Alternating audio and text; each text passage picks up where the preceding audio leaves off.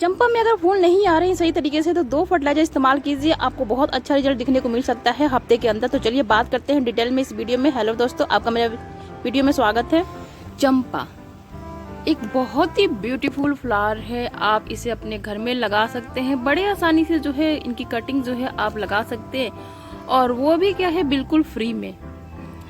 इसके पौधे क्या है रोड साइड पे आपको इजीली जो है देखने को मिल सकते हैं, या फिर आपके सोसाइटी पार्क हो या फिर आसपास के पार्क में भी इजीली जो है आपको जो है ये पौधे जो है लगे हुए मिल जाएंगे।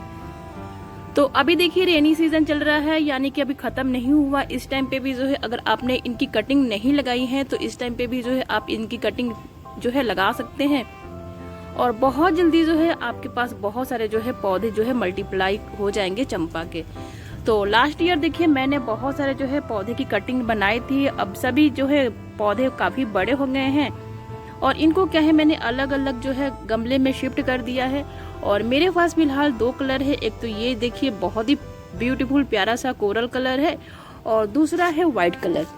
तो आज हम बात करेंगे कि अगर आपके चंपा के फूल में पौधे में फूल नहीं आ रहे हैं तो क्या करें, कौन सा फर्टिलाइजर दे ताकि जो है फूलों की संख्या कम ना होने पाए, फूल जो है भरपूर मात्रा में जो है देखने को मिले।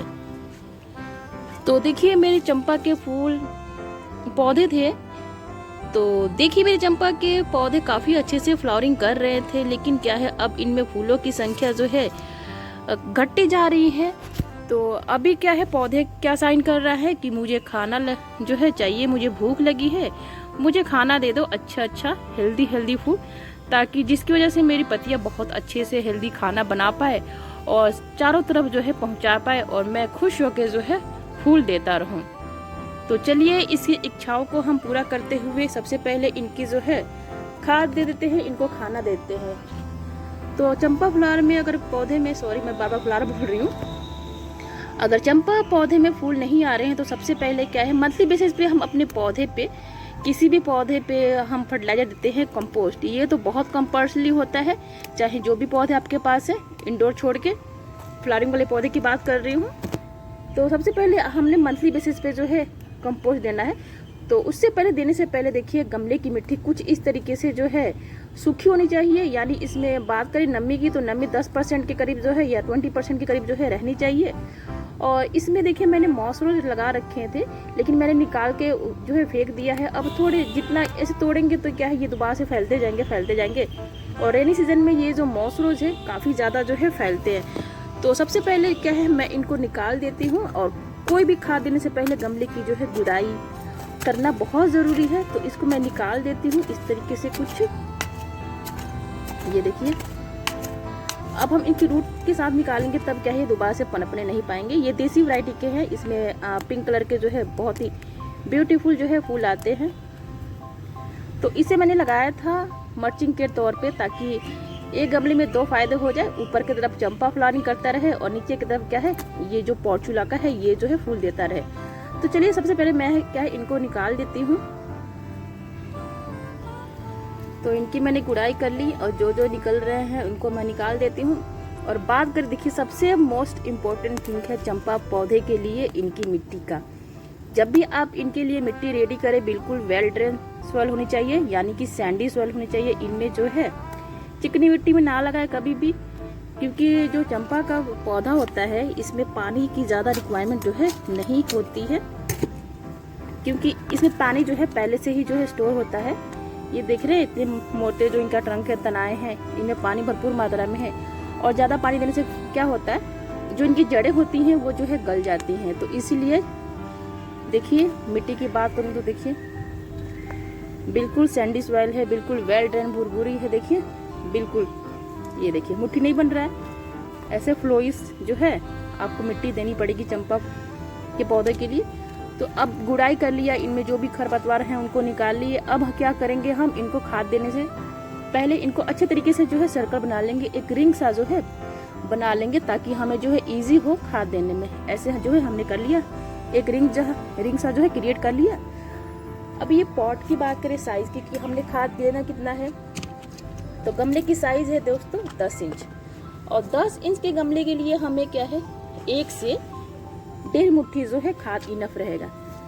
तो ये देखिए, ये वो है जादू जो पौधों में जो है मैजिक करता है, और पौधे जिससे बहुत खुश होते हैं, तो और खुश होके बहुत सारे जो है फूल देते हैं। तो ये जादू है, इस जादू का नाम है दोस्तों वर्मी कंपोस्ट। समर में आप वर्मी कंपोस्ट का जो है इस्तेमाल करें अपने गार्डनिंग में, इससे फायदा बहुत होता है। कंपोस्ट है, इसमें फुल मात्रा में जो मेन फर्टिलाइजर, जो मेन पोषक तत्व तो वो तो होते ही होते हैं, इसके अलावा इसमें भरपूर मात्रा में जो है माइक्रो न्यूट्रिशन जो है पाए जाते हैं। तो इसको जो है हम दे देते हैं। ये गमला 10 इंच के जो है करीब है, 10-12 इंच के करीब है, तो इनमें जो है मैं 1.5 मुट्ठी के करीब जो है दे दूंगी। ये देखिए, आप किसी भी चीज से जो है मेजर कर लीजिए। ये दे दिया 1 मुट्ठी, और ये थोड़ी सी आधी मुट्ठी, बस। अब ये देख के हमने क्या है, इनको मिला देना है, मिट्टी को ऊपर की जो है लेयर अच्छे तरीके से जो है ढक देना है, बस देखिए। और महीने में एक बार जो हमने देना है, चाहे ये चंपा का पौधा हो, चाहे हिबिस्कस का हो, चाहे रोज का हो, जो भी फ्लावरिंग प्लांट है परमानेंट आपके पास, चाहे मोगरे का हो, चाहे जैस्मिन का हो, कोई भी वैरायटी हो।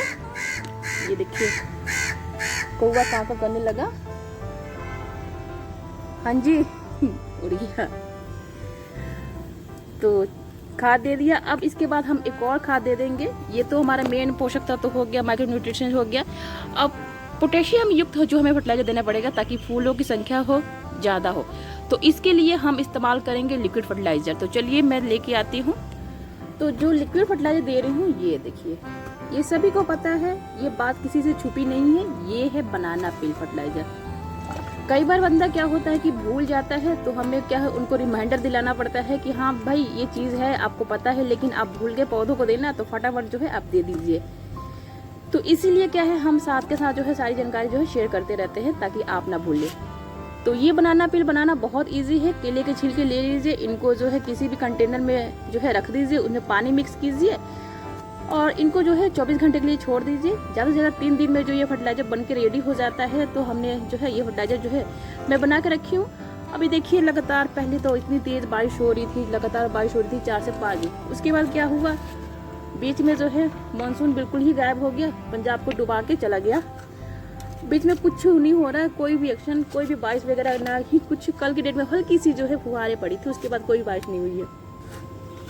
तो अब लिक्विड फर्टिलाइजर दे रहे हैं आप, तो एक बात का ध्यान जरूर रखें कि जब आपके इलाके यानी कि एरिया में बारिश हो रही है तब ना यूज़ करें, इसमें फंगस लगने के चांसेस होते हैं, इसीलिए। तो अभी फिलहाल इधर बारिश नहीं हो रही है पंजाब चंडीगढ़ में, तो इसलिए क्या है मैं इनको जो है दे रही हूँ। अब जितना मिलाने का कितना लेना है हमने रेशियो, जितना पानी लेंगे उसमें हमने क्या है पानी लेंगे, उल्टा मैं बोल रही हूँ, जितना फर्टिलाइजर लेंगे लिक्विड, जितना हमने लिक्विड लेंगे फर्टिलाइजर, उसमें जो है 4 से 5 गुना जो है हम पानी ऐड करेंगे। तो मैं अंदाजे से मैंने डाल दिया, आप चाहे तो मेजर कर सकते हैं। और ये जो आ गया है चाहे तो छान लीजिए आप, ये जो है मैं निकाल दूंगी, इसको जो है नहीं रहने देना है, नहीं तो फंगस लग जाएगा। अगर इसको डाल भी रहे हैं तो कुछ इस तरीके से है, मिट्टी की थोड़ी सी डिप कीजिए और इसको अंदर पॉक कर दीजिए, बस हो गया। तो ये हमारा जो है अमृत पौधों के लिए जो है बन के रेडी हो गया, फूलों वाले पौधे के लिए। अब इसको जो है हम दे देते हैं पानी की जगह पे। क्या है, हम क्या दे रहे हैं, फर्टिलाइजर देने के बाद इनको जो है दूसरा लिक्विड फर्टिलाइजर दे रहे हैं, बस इतना हमने दे दिया। और 8 इंच का गमला है मान लीजिए आपके पास, तो आपने 300 से 400 ml के बीच में देना है, ज़्यादा नहीं देना है। तो इसलिए क्या है मैंने इतना दे दिया। अगर आप बनाना सॉलिड में जाना चाहते हैं तो क्या है, बनाना के छिलके जो है इसके मिट्टी के नीचे जो है दबा सकते हैं।